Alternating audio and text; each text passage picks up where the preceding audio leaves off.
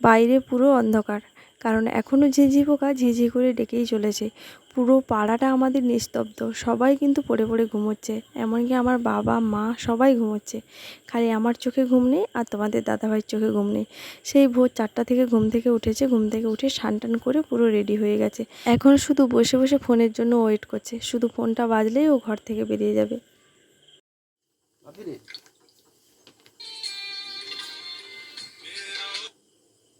হ্যাঁ রেডি। ওই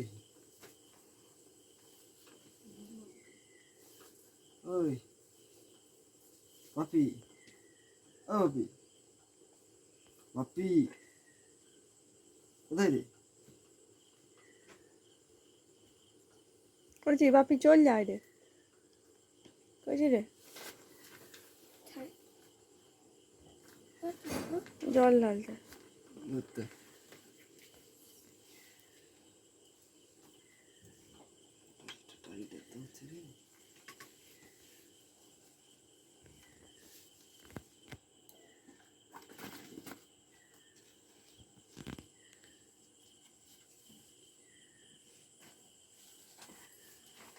চলে আসো, বাপি গিয়ে টাটা বলো। তোটাকে একটু শেষবারের মতো দেখে দাও। সাবধানে যাবো। টা টা টা টা টা টা। মোটামুটি একটুখানি ফাঁকা হতেই দেখো বড়মশাই বেরিয়ে চলে গেল, আর এখন 5টা মতো বাজে আরও বেরিয়ে চলে যাচ্ছে। কেমন আছো সবাই? আশা করছি তোমরা সবাই খুব ভালো আছো আর সুস্থ আছো, আর আমরাও কিন্তু অনেক অনেক ভালো আছি। তো এখন বাজে হচ্ছে 5টা 34। আজকে ব্লগটা এখন থেকে স্টার্ট করলাম। ঘুম থেকে উঠেছি 4টার সময়। তোমাদের দাদাভাই আজকে জল ঢালতে যাবে বলে অনেক সকালবেলা ঘুম থেকে উঠেছি। যখন উঠি পুরো অন্ধকার ছিল, লাইট জেলে জেলে ঘরের সংসারের সমস্ত কাজকর্ম করে নিয়েছি। ও স্নান করছিল, সেই ফাঁকে আমি আর কি করব, ঘুম ধরছিল না।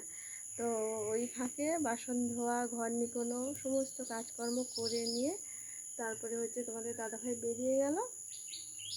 ও বেরিয়ে যাওয়ার পর, ও যখন বেরোয় তখন একটু একটু ফাঁকা হয়ে গেছে, তখন 5টা বাজে। তারপরে ও বেরিয়ে যাওয়ার পর আমরা মা মেয়ে ব্রাশ হাতে নিয়ে এই যে স্কুলটায় এসে বসে রয়েছি। একদম সকাল, এখন কেউ ঘুম থেকে উঠেনি, মানে কিছু কিছু জন উঠেছে, বেশিরভাগ জন এখন ঘুমোচ্ছে। আমরা মা মেয়ে দুজনে উঠে এখানটায় এসে বসে রয়েছি। গতকালকে মেয়ের তো নাচের পরীক্ষা ছিল, পরীক্ষা দিয়ে এসে মেয়ে যা ঘুমিয়েছে, দুপুর থেকে তো ঘুম নেই। সেই খাওয়া দাওয়া করে 1টা থেকে বাড়ি থেকে বেরিয়ে গেছি, 1টার সময় করে বাড়ি থেকে বেরিয়ে গেছি। তারপরে নাচটা শেষ করে বাড়ি আসি যখন, তখন তো 5টা 5:30 এরকম হয়ে গেছে। সন্ধ্যাবেলা ওকে খেতে দিয়েছিলাম, ও সন্ধ্যাবেলা খেয়ে টেয়ে ঘুমিয়ে পড়েছিল। একদম সকালবেলা যা শুনেছি ওর বাপি চলে যাচ্ছে, এক লাফে ঘুম থেকে উঠে পড়েছে। তারপরে বেরিয়ে যাওয়াতে যে মা মেয়ে বসে আছি, এখন দুজনে মিলে ব্রাশ করব। মঙ্গলবারও স্কুলে পরীক্ষা আছে, ওকে পড়াতে বসাবো। চলো সঙ্গে থাকো, ব্লগটা দেখতে থাকো, আশা করছি আজকে ব্লগটা তোমাদের ভালো লাগবে। অনেক রাত থেকে ঘুম থেকে উঠেছি তো, ওই জন্য বসে বসে না ঘুম পেয়ে গেছিলো। তাই মেয়েকে বললাম যা ঘর থেকে ব্রাশটা নিয়ে আয়, মা মেয়ে আগে ব্রাশটা করে নিই। আর আজকে তো রবিবার, মেয়ের স্কুল নেই, এই জন্য কোনো চাপ নেই। তো মা মেয়ে দুজনে মিলে ব্রাশ করলাম। আর আজকে জানো তো পুকুরে মুখ ধুলাম, কারণ কয়েকদিন ধরে ভীষণ বৃষ্টি হচ্ছে, পুকুর জলটা না বেশ ভালো হয়ে গেছে।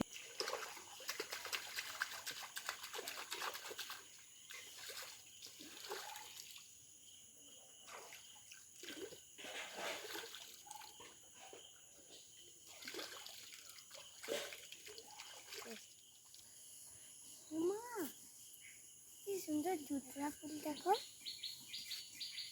কি সুন্দর। এগুলো শিব পূজা হয় জানো না তো, বেগুনি আর সাদারে তৈরি দুধরা ফুল। দুধরা ফুল, এখানে একটা কুঁড়ি হয়েছে, এই যে এইখানটায়। সেইখানটাতে কত ফুল ফুটছে। মেয়েকে ফোন ধরতে দিলে যা হয় অবস্থা আর কি। ওকে যখনই আমি ফোন ধরতে বলি তখনই ও এমনটিই করে, হয় এদিকে করবে নয় ওদিকে করবে, না হয় ভুলভাল করে ফোন ধরবে। ইচ্ছে করেই করে ও, কিন্তু সব কিছুই জানে কিন্তু ইচ্ছে করেই আমার সঙ্গে করে। আর না হলে কী করবে বলো তো, ছুট্টে পালিয়ে যাবে আর বলবে স্ট্যান্ডটা আছে কিসের জন্য। তো আজকে অনেক কষ্ট করে যদিও ফোনটা ধরালাম, কিন্তু এমন উল্টোপাল্টা করে ধরেছে কিছু বলার নেই। তো যাই হোক, সেই যে একদম ব্রাশ করছিলাম, ব্রাশ ট্রাশ করে মা মেয়ে দুজনে মিলে বাড়ি গেছিলাম। আর আমার না খালি পেটে ওষুধ ছিল, ওই জন্য ওষুধ টষুধ খেয়ে তারপরে ওকে পড়াতে বসিয়েছিলাম। তারপরে স্নান টান সেরে এখন দেখো ফুলের ঠাকা নিয়ে বেরিয়ে পড়েছি ফুল তুলতে। আর আমাদের পুজো করতে একটু দেরি হয়ে গেছে বলে পাশের বাড়িতে দিদি এসে সব কটা ফুল আমাদের গাছের তুলে নিয়ে গেছে। এই জন্য দেখো বাড়ি পেরিয়ে এখন দূরে এসছি ফুল তুলতে। কারণ এই দিকটায় না অনেক কটা ফুলের গাছ রয়েছে আর এখানটা সবসময় ফুল থাকে, ওই জন্য এখানটায় এসে কয়েকটা গাছে ফুল তুলে নিলাম। আর এদিকটায় এলে সব কিছুই পাওয়া যায়, বেলপাতা, ফুল, তারপর তুলসী পাতা, সমস্ত কিছু পাওয়া যায়। আমাদের বাড়িতেও আছে, তবে দূরে দূরে আছে, আর এখানে একদম পাশাপাশি সব কিছু রয়েছে। এই জন্য এই দিকটায় এসে সমস্ত কিছু তুলে নিয়ে জল দিয়ে ধুয়ে এখন বাড়ি চলে যাব। পুজো শেষ হলো আর পুজো শেষ করে চলে আসলাম রান্নাঘরে। একটুখানি আলুর তরকারি করব, কারণ মুড়ি খাবো আমরা সবাই, আমি মেয়ে মা। মেয়ে তো সকাল থেকে খিদে পাচ্ছে করে কিছুই খায়নি, তো এই জন্য সবাই মিলে মুড়ি খাবো, তাই একটুখানি আলুর তরকারি করছি। সেই যে ভোর থেকে উঠেছি কিছুই তো খাওয়া হয়নি, ব্রাশ ট্রাশ করে তারপর তো পুজো টুজো সেরে এই তো আসলাম। এবার হচ্ছে রান্না হলে তারপর খাবো। তো যাই হোক, আমার কিন্তু আলুর তরকারি হয়ে গেছে আর মা হচ্ছে স্নান করতে গেল, এই জন্য মা মেয়ে আমরা দুজন মিলে এখন খেয়ে নিচ্ছি। আজকে সকাল থেকে জানো তো ওয়েদারটা ভীষণ ভালো ছিল, কারণ সকাল থেকে উঠে সূর্যের আলো দেখেছি। তো ওই জন্য খাওয়া দাওয়া শেষ করে মেয়ের কটা জিনিসপত্র সাবান দিয়ে দিয়েছিলাম। আর আজকে তো রবিবার, আজকে ছুটির দিন। আজকে যদি না কাচা ধোয়া করি কালকে তো সময় পাবো না, কারণ কালকে সকালে ওর স্কুল আছে। আর নোংরা জিনিসপত্র পরে তো মেয়েকে যেতে দেওয়া যাবে না, এই জন্য সমস্ত জামা কাপড়গুলো আজকেই কেচে দিলাম। শুধু মেয়ের কিন্তু নেই, এখানে তোমাদের দাদাভাই রয়েছে, আমার নিজেরও কয়েকটা রয়েছে। এখন না সমস্ত জামা কাপড়গুলো মেলা হয়ে গেলে একদম চলে যাব সোজা রান্নাঘরে।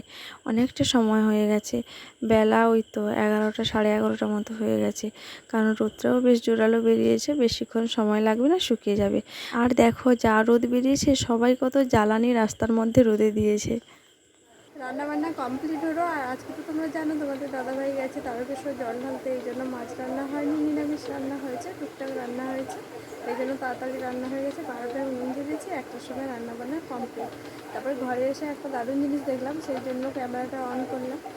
যে স্নান টান করে এসে দেখো আমার মেয়ে পড়তে বসেছে। মানে সকালবেলায় যখন পড়তে বসছিলাম তখন সাইকেল নিয়ে এদিক ওদিক টহল দিচ্ছিল। এখন দেখো মানে খাওয়ার সময় পড়তে বসবে, দুপুরবেলা ঘুমোবে না, এটাই হচ্ছে ওর প্ল্যান। খাওয়া দাওয়া শেষ করে এখন মা মেয়ে দেখো আরাম করে একটুখানি শুয়েছি। কিন্তু আমার মেয়ে তো মানে শান্ত মেয়ে নয়, সব সময় ওর হাত পা চলতে থাকে। শোয়ার সময়ও একটু তার নিস্তার নেই, শুধু এমন ছটপট করতে থাকে না, অনেক কষ্ট হয় ওকে ঘুম করাতে। অনেকটা সময় ধরে বকতে হয় তারপরে ঘুমোবে, আর একবার যদি ঘুমোয় না তখন আর উঠতেই চায় না।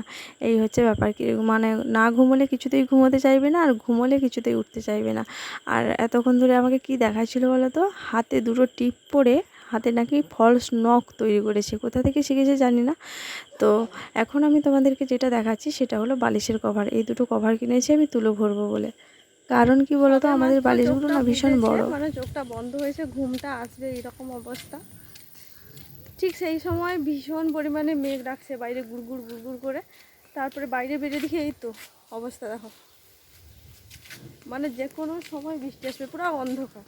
কারোর একটা জামা কাপড় নেই, পুরো তার ফাঁকা। শুধু আমার দেখো কয়েকটা জামা কাপড় পরে আছে, এই যে ওগুলো যদি না তুলে ঘুমোই তাহলে ওগুলো বৃষ্টির জলে যাবে ভিজে। অনেক কষ্ট করে আজকে জামা কাপড়গুলো কাচা ধোয়া করে দিয়েছি। কালকে মেয়ের স্কুল রয়েছে, মেয়ের স্কুলের ড্রেস ট্রেস সমস্ত কিছু মেলা রয়েছে। এগুলো যদি না শুকনো হয় আমার মেয়ে কালকে সকালে আমাকে পুরো আস্ত খেয়ে নেবে, ওই জন্য আগে জামা কাপড়। বাপিয়া কি এখনো কি হয়নি তো, দেখবি বৃষ্টি আসে না তো, চলো জামা কাপড় কটা তুলে নিই। আচ্ছা তোমরা কি দেখতে পাচ্ছ মেঘটা কীরকম করেছে?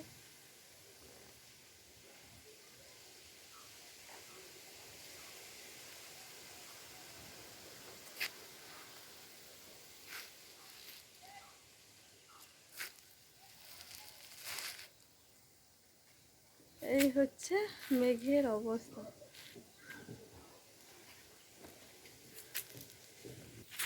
এই তো জামা কাপড় কটা তুলে নিয়েছি, এখন বাড়ি যাচ্ছি। আর চুলগুলো কেটে যা নাজেহাল অবস্থায় পড়েছি, সব সময় চুলে 3-4টে করে গার্ডার মারতে হয়, না হলে মানে চুল মাথায় থাকতেই চায় না। এখন দেখো শুয়েছিলাম, সব কটা চুল খুলে বেরিয়ে পড়েছে। কিছু না, ঘুম থেকে উঠে এসে দেখো বসে রয়েছি, কিছু ভালো লাগছে না। ঘুম থেকে উঠেই দেখছি বৃষ্টি হচ্ছে, কি জোরে বৃষ্টি হচ্ছে, একটু বাইরে বেরোতে পারছি না। এক ফোঁটাও থামার মানে নাম নেই, অনবরত এক নাগাড়ে বৃষ্টি হচ্ছে। এখনও মেয়ে ঘুমোচ্ছে, মেয়ে ঘুম থেকে উঠেনি, মেয়ে ঘুম থেকে উঠলেই কান্না করবে। এই যে বৃষ্টি হচ্ছে, ঘুম থেকে উঠে যখন বাইরে বেরোতে পারবে না, ঘুম থেকে উঠেই কান্না করতে থাকবে। এত বাজে ওয়েদারটা, ভালো লাগছে না, প্রত্যেক দিন শুধু বৃষ্টি বৃষ্টি বৃষ্টি বৃষ্টি হচ্ছে তো। ঘুমটা কিন্তু দারুণ হচ্ছিল। কে একজন ফোন করলো, সেই ফোনটা নিয়ে যা বাইরে উঠে বসে আছি, আর ঘুম পাচ্ছে না, মানে আর ঘুমোতেও ইচ্ছে পাচ্ছে না। কারণ এখন 4:38 বাজে, এখন শুতে গেলে ঘুম থেকে উঠতে উঠতে 7টা বেজে যাবে, ওই জন্য আর ঘুমালাম না। বৃষ্টির জন্য তো কোথাও বেরোতে পারছিলাম না, ঘরের মধ্যেই ছিলাম। ঘরের মধ্যে মা মেয়ে দুজনাই বসে রয়েছিলাম। তো দেখতে দেখতে চোখের সামনে ঝপ করে অন্ধকার হয়ে গেল। তারপর মেয়ের সন্ধে দেখালো। এখন মোটামুটি বৃষ্টি হচ্ছে না, একদম থমথমে আকাশ, পরিষ্কার আকাশ।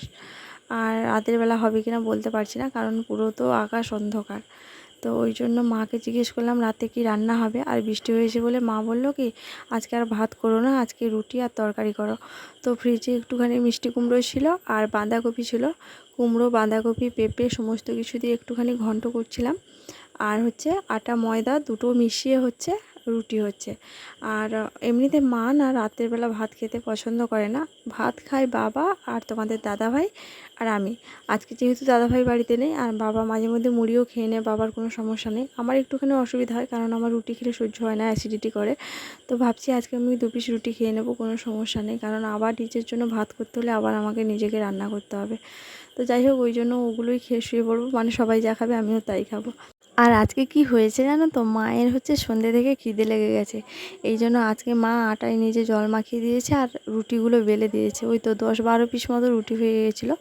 তো মা যখন রুটি বেলছিল সেই ফাঁকে আমি সবজিগুলো ভালো করে তেলে নাড়াচাড়া করে সেদ্ধ করে নিয়েছিলাম। তারপরে যা রুটি বেলা হয়েছে ওইটা নামিয়ে দিয়ে আগে রুটিগুলো ভেজে নিয়েছি, তারপরে এই যে তরকারিটা রান্না করছি। আর নিরামিষ তো, তাই তেমন কিছু মশলাপাতি পড়ছে না। তেলের উপরে একটুখানি জিরে ফোড়ন দিয়েছি আর একটা শুকনো লঙ্কা দিয়েছি। আর গুঁড়ো লঙ্কা দেইনি, মেয়ে খাবে এই জন্যই গুঁড়ো লঙ্কা দেইনি, একটা শুধু লঙ্কা ছিঁড়ে দিয়েছি। তারপরে একটুখানি আদা বাটা জিরে বাটা দিয়েছি আর একটুখানি চিনি দিয়েছি, তাহলে স্বাদটা ভালো লাগবে। তবে এগুলো না ভাতের সঙ্গে খেতে ভালো লাগে না, রুটির সঙ্গে খেতে বেশ ভালো লাগে। রান্নাবান্নার কাজকর্ম গুছিয়ে দিয়ে তারপর আমি আমার খাবারটা নিয়ে ঘরে চলে এসেছি। মেয়েরও খাওয়া হয়ে গেছে, মায়েরও খাওয়া হয়ে গেছে, ওরা আগে খেয়ে নিয়েছে কারণ ওদের আগে খিদে পেয়ে গেছিলো তাই। আর আমি রান্নাবান্না করে গুছিয়ে তারপর খেতে বসেছি। তো চলো আজকে তাহলে ভিডিওটা এখানেই শেষ করছি। সবাই ভালো থাকবে, সুস্থ থাকবে আর সাবধানে থাকবে। আজকে ব্লগটা তোমাদের কেমন লেগেছে অবশ্যই কিন্তু কমেন্ট করে জানিও। দেখা হচ্ছে কালকে নতুন একটা ভিডিওর সঙ্গে। সবাইকে টাটা।